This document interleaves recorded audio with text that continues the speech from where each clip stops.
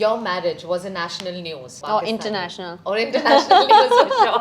How was that particular phase for you? It was difficult in terms of the things that were being said and the media and all that stuff. You know, when you're in love, not a lot matters.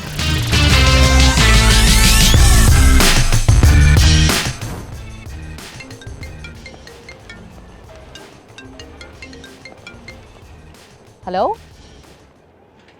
Hi. Yeah. 2 p.m.? Okay, and where do I come? To your house. I'm on my way. Bye. Well, guys, I am in Dubai for a family vacation. But guess what? One of the top tennis players in the world who's smashing it out metaphorically and literally has called me over for a Sunday brunch. I am heading to Sania Mirza's house to enjoy a feast this Sunday. Let's go.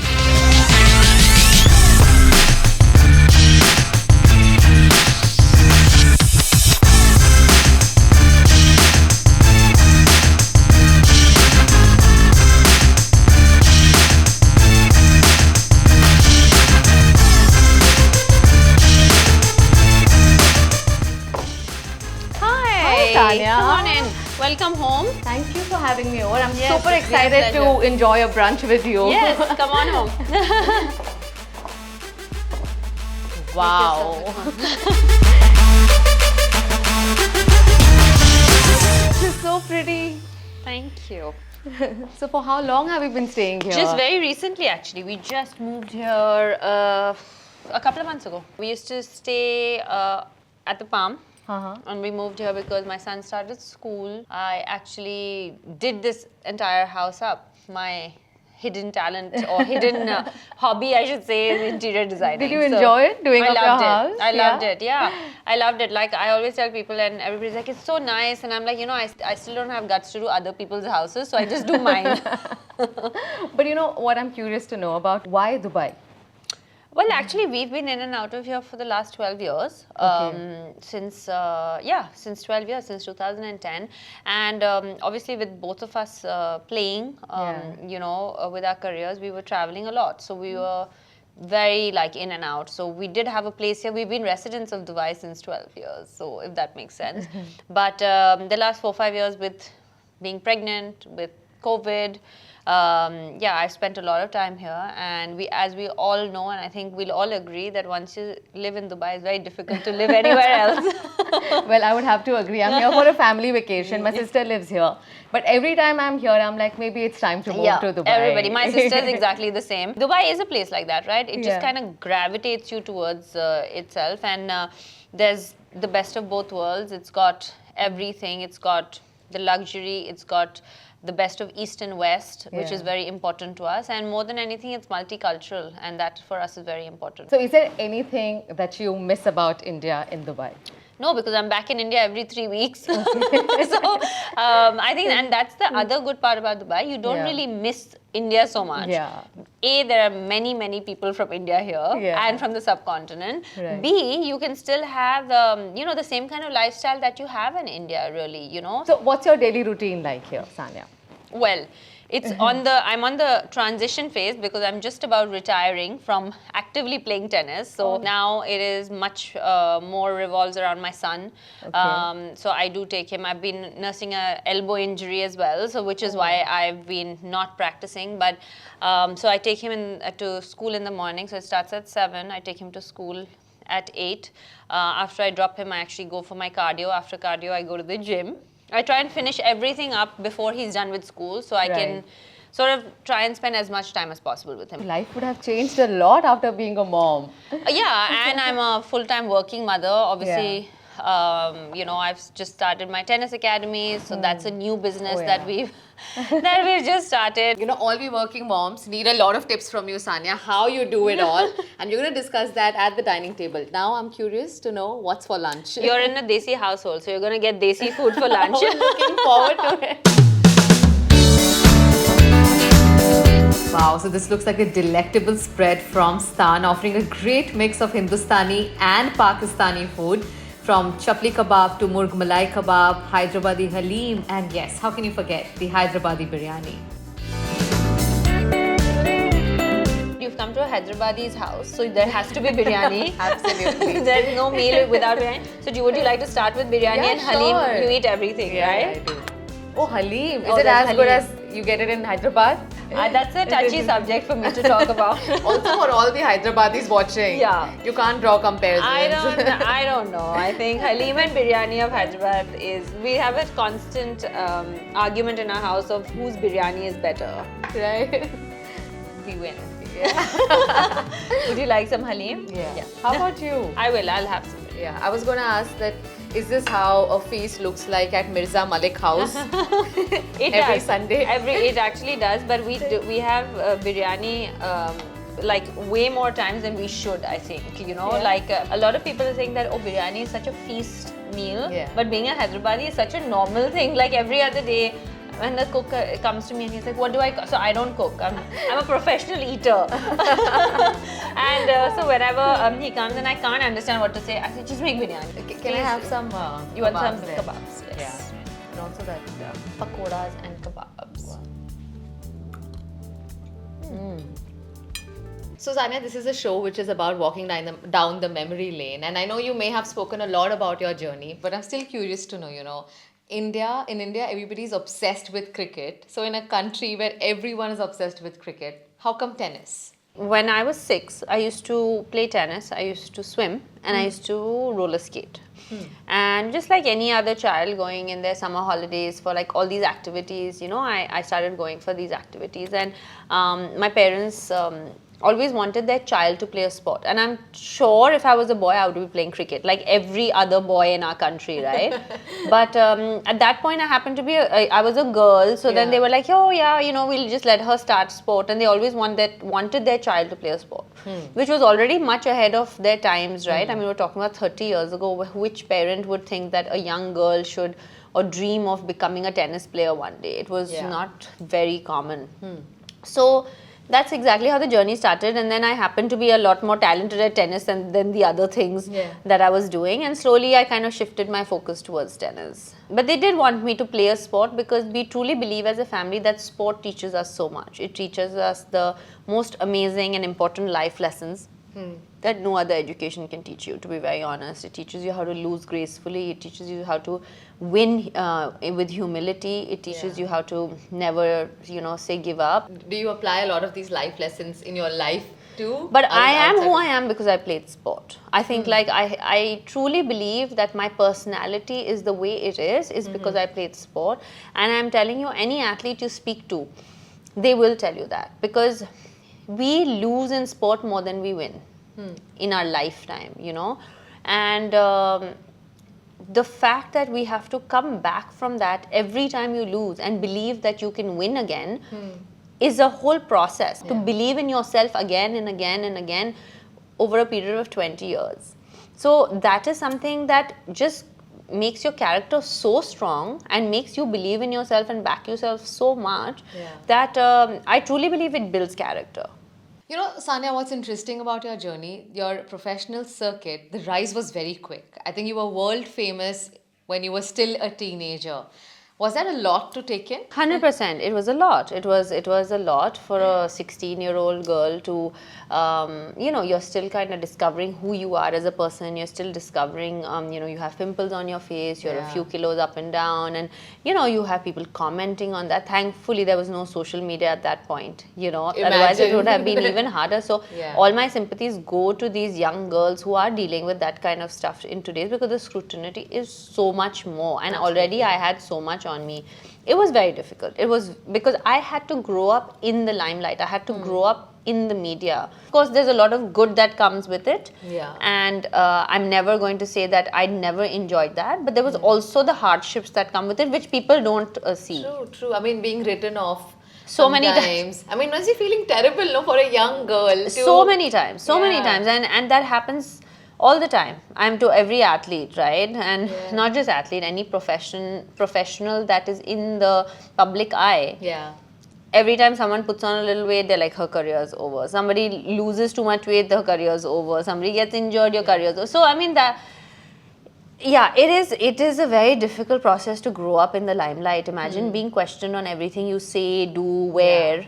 where your friends are only kind of thinking about going to coffee and bunking college and school, and you're sitting there and like answering questions to the world media about all kinds of things. So it is difficult. I've been working ever since I graduated from college, and now when I've left with very few friends, but whenever they call me over for lunch or dinner, you know, I feel very overwhelmed by the way they present their food or cook food, and they're like, and there are moments where I feel like, man, you know, this is something that I don't know how to do.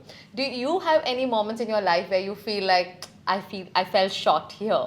I mean, I think I'd be lying if I said no. I can't specifically think of the moment, but I do remember the feeling. Yeah. But having said that, I'm very accepting of myself that we cannot be everything. Yeah. Because I feel that as women, especially, you know, we are judged every step of the way, right? Yeah. If you work, you're judged. If if you don't work, you're judged. If you cook, you're judged on your cooking. If you don't cook, why don't you cook? If you have one child, why do you have one child? Why don't you have two? If you don't have a child, why do you not have a child? So everything is a question, right? Yeah. And any working mom will tell you that we always have these questions come at us all the time. Yeah. As people and as human beings, we have to prioritize. I want to be a good mother. I want to be a good partner. I want to be a good, in your case, you know, run your business. In my case, what I'm doing. So I wanted to be a good tennis player. I happened to be #1 in the world at what I did. So I was very satisfied with that, you know, but I can't be #1 in the world at 10 different things. Absolutely. So I think it's just about your own priorities and how you are accepting of your shortcomings as well. Right. Okay. So talk about marriage. You were at the peak of your career when you decided to get married. You know, I also got married in the year 2010, born in the same year as you. Today, 24-year-olds are not getting married. But at that point of time, did you think it's too early to get married? Did you feel 100% sure about it? Or did you feel like, oh, I could have waited? I think that there is no right or wrong age to get married, or no right or wrong age to have kids. I think we had this discussion off camera, and honestly, I truly believe that. I feel that it's really each to their own. And for some people, 30 is too young, and for some people, 30 is too old to get married. For some people, 24 is too young, and for some people, the generation before us, by 24, they had two kids. So I'm saying it really depends on a person to person. And whether I felt that or not, no, I didn't feel that, because if I was a very assured person in my life, and I am. So when I want to take a step about something, I take that step only if I'm sure of it. I think times have changed now. People don't really think, oh, I'm at the peak of my career. I mean, Alia Bhatt is having a kid at the peak of her career. You know, times have changed now. It doesn't, just because you're at the peak of your career and you get married, your career doesn't end. I actually had some of my best results and my best achievements after I got married, you know, and I became #1 in the world after I got married. So it has really, it's just each to their own. Yeah, and similarly for motherhood also, you know, a lot of people postpone their decision of becoming a mother because they're in the thick of their careers. So what do you have to say about that? Yeah, so I was, I think, 8 in the world when I decided to have a baby. Yeah. It was a choice that we had been talking about it, and it was a choice that we made, you know, and we made a choice to wait for a certain amount of years before we got married, and the amount of people that thought that we were unable to have kids. Like, people used to think that like, they were sure that we were unable to have kids. They didn't cross their mind that I was #1 in the world at what I was doing. They thought, कि नहीं, इसको बच्चा हो ही नहीं सकता, इसीलिए इसको बच्चा नहीं हो. You know, it was amazing. And it was like, it used to amaze me. And it was usually men, you know, who, and I was like, has it not crossed your mind that I play a sport that requires me not to be pregnant, like, to be good at it? So yeah, so at that time also I was at the peak of my career, and but I think for me 31 was the right age to have a baby. And like you said, you have a child that is, you know, we got married in the same year. You have a child who's slightly older than mine. Yeah, and 9 that years. So and that to you was, you know, fine. And for me, this was fine. So I don't know if I can generalize this, but at least for women sports person, there are a lot of judgments, just like how you mentioned about, you know, choice of whether to have a child or not. Or, you know, there's always this constant banter around, you know, what women sports players should do. Or I don't know if it's the same for men.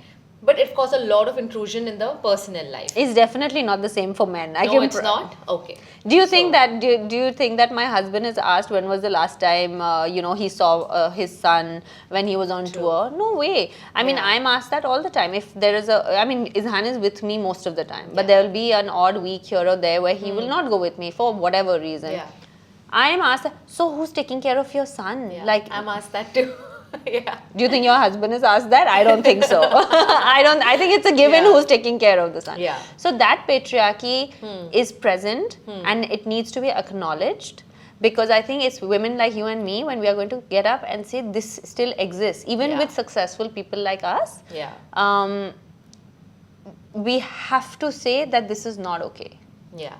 The same questions need to be asked to a man and the same questions need to be asked to a woman. If you're asking me where my child is when I'm sitting at a press conference after winning a tennis match, then do the same to my husband and vice versa. And if you're not asking him, then don't ask me. Yeah. So it is really as simple as that. But does it bother you, questions being asked about your personal life so much? No, because I'm so used to it now. Yeah. Since 16, I've been answering these questions. I actually want them to ask me so I can tell them what I feel about them, you know, because I feel the only way to make a change is by speaking. Speaking of, and influential people like you. And if we have a reach, we should speak. And I feel that we are, not to make this serious, but I do feel that we are all here for a bigger purpose. I think you're here for a bigger purpose than to just run your business or, have curly tails. Or, I'm here for a bigger purpose than just to win tennis matches. I feel that I've been put in this place where I'm able to speak to do better, to make a change in whatever way possible. You can make it in your way and I can make it in my way. So... Right. Your marriage was a national news, right? You getting married to a Pakistani. Or international. Or international news for sure. To a Pakistani player, you being an Indian. How was that particular phase for you? It was difficult. I mean, it was difficult in terms of the things that were being said and the media and all that stuff. But, when you're in love, not a lot matters. That's the honest truth. And, if you're thinking, because when you're in love, you're not thinking straight, you're not thinking logically. No? You're in love and you're like, we're in love and we want to get married. And honestly, that's how it was for us. Yeah. And that's how it was for our families also. Oh, बच्चे एक दूसरे को पसंद करते हैं. Why not? Yeah. But obviously, once it happened, we saw the fact that it was not like that for everybody. And we found it very odd at that time that why is it not like that? Why is it affecting so many people's lives, you know? So it was a difficult time, but it was also one of the happiest times of our lives because we did get married and we did, decide to take such a big step in our lives of sharing our lives together. So, yeah, it was difficult, but I remember the good of it more than the bad. Did it affect your game? Because sometimes you can't I was actually really... injured when I got married. I was hurt with my wrist. So it didn't. So you made use of that time to get married, focus on your personal life. Well, when you got back? Not really. Very focused on your game. Yeah, I think that I was pretty good and I am pretty good at compartmentalizing, and I think that's one of the secrets of being a mother and a working professional. I think we all do that. We have to compartmentalize when we are a mother and when we are with our child. We are just a mother, and then we go out and you put your heels on, you become an entrepreneur. So I think it's just really compartmentalizing those parts of our life. Right. Okay, let's play a fun game, which is Eat or Meet Or. I'm going to ask you some questions.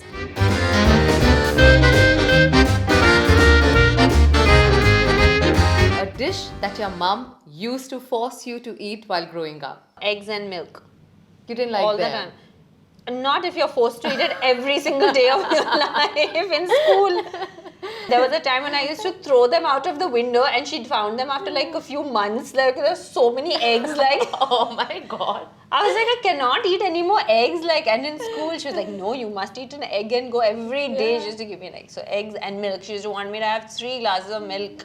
So I was like, no. But what about now? And now I'm dairy. I'm allergic to dairy. I think I blame my mom for that. On a milk she fed me. A craving you couldn't control when you were pregnant. Mirchi bhajiyas.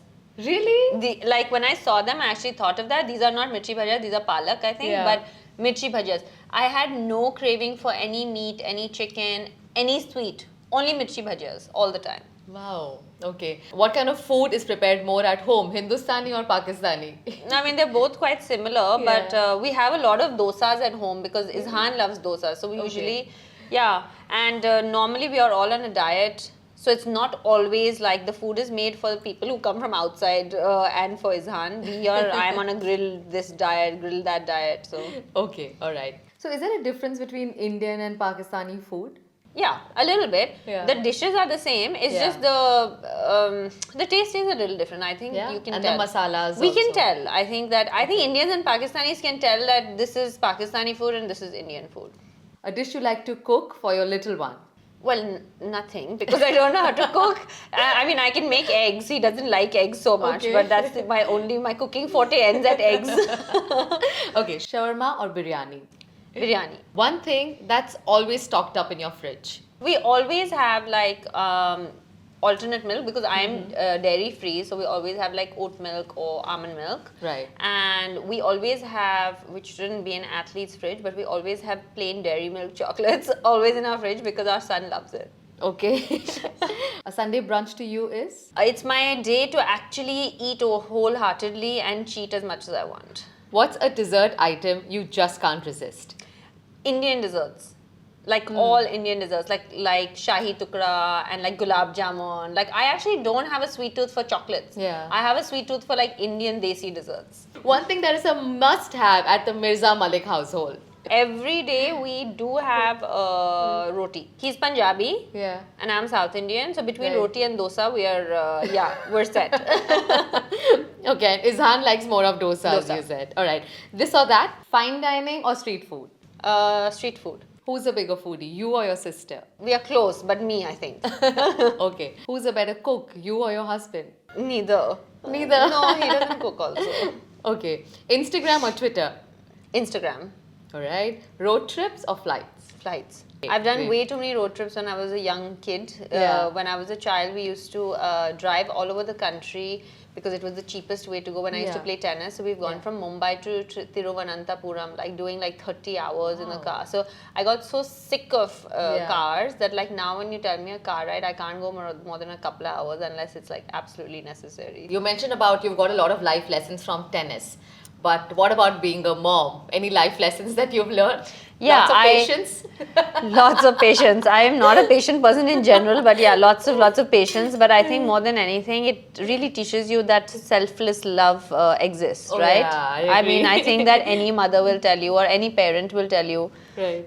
that honestly, I didn't think that I had it in me to be so selflessly in love with one small being. Like I didn't think, like for me, and for all mothers, I think that the happiness of that child and the smile of that child really like takes over everything else, no matter what we do in our lives. So yeah. Yeah. Let's talk about travel then, Sania. Where do you like to travel? You're from India, Shoaib from Pakistan. Have you been to Pakistan? I have. We go there actually once a year because Shoaib's family still lives there, and obviously Izhaan goes to meet them, and you know we do meet them every year once a year, and they come here once a year. So the countries are only divided by border. So are there differences and similarities between two? So much. Both actually. Yeah. But because I'm South Indian, I think I feel the cultural difference a little bit more. Yeah. I think that having said that, if I was from Delhi, I wouldn't feel that much of a culture shock because Okay. Lahore is a lot alike. It's Yeah. very similar to Delhi, the way they speak, the way they eat, the things Yeah. they eat, you know, Yeah. all that kind of. Culturally, they're just Punjabis, right? So Yeah. it's a little more similar. But they are different in some ways also. You can tell, I mean, at least I can tell when there's a Pakistani speaking or an Indian person speaking Yeah. to another person, they might not be able to tell, but I can tell the difference. It's just there are some differences. Okay. So where do you three like to go for a holiday? The last time I took a holiday was a few years ago. It was in London. We travel so much with our work. You know, I Right. travel 25 weeks a year. Shoaib travels 25 weeks himself. Oh, okay. And Izhaan is traveling with me most of the time. So at Does least he 20 travel weeks. with you? Yeah. Okay. Because it's difficult for me to leave him for 4 or 5 weeks in a row. So I try to do maximum of 2 weeks. So it's 2 tournaments. But with this school, it's going to be difficult. So it just started, but I'm retiring now anyway. Why is that though? Well, I'm 36 and honestly my body is beat. That is the main reason for it. And I really don't have the capacity in my mind to emotionally push that much anymore. And I've been doing it. I turned pro in 2003. We're in 2022. It's been a long journey, and it's been a great journey for me. But I just feel that, you know, in life priorities change, you know, and now my priority is not to push my body to the limit every single day, and to be at the top of your game. And to be playing at the world level, you need to have that 100% commitment, which I don't feel that I have in me anymore.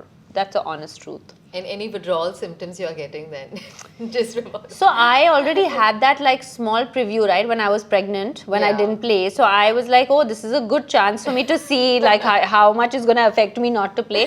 And I was fine. But you know, I'm such a person, I have to keep, in Hindi they say, no, I keep marrowing my haath pair. Like, so now I've started these academies because that's keeping me busy. So that is just how I am, because once you've worked in your life, you will know, because you worked since you were so young, you have to keep working. You just, it's so difficult to sit at home and not have a goal or a, you know, a vision. So for me now, it's time to pass on my experience and knowledge that I've had and I've gained from my tennis to, you know, here. And Dubai is my second home. We already have a tennis academy in Hyderabad.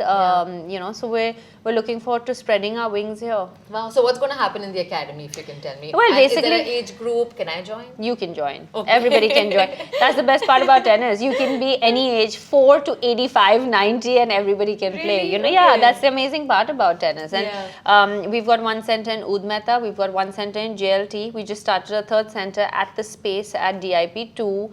I feel like we're just trying to get to all places in Dubai. So everybody, especially people from our communities, have, and it's to bring tennis to their homes, you know, because I feel that cricket is such a natural choice for us as the people from subcontinent, that I feel that tennis deserves to be there as well, and I hope that we can do that. Are you going to be training?